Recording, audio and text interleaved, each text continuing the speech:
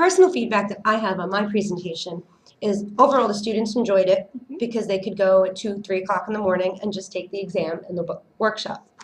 However, the time commitment was a lot on my part because you had the new club workshop, then club registration and opening activities. It was a lot in my office for me to do in general.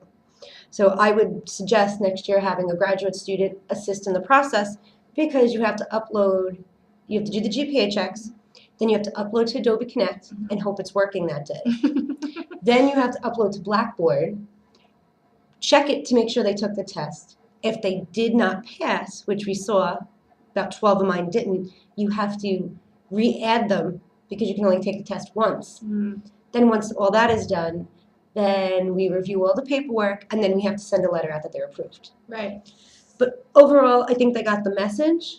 One other thing I have to add is a component about undergraduate student government funding, because they thought we recognize them, then they can apply for a budget, and they have a whole different process, which is like 2 months long. Got it. So that would be my feedback. Okay, my feedback's slightly different.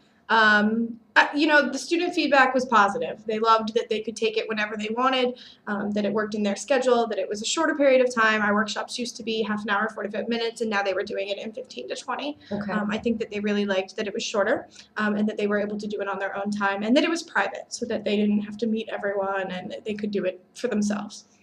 And I really liked that I was able to assess what the students were actually learning. Before, they could come to the workshop, sit in the back, and just sit there and not pay attention at all or pass notes back and forth to each other. And it's hard to control that when you have a room of 40 students. Whereas when they're doing something like this online and they're having to answer questions, I can tell that they're actually at least understanding the things that I'm asking about. Okay.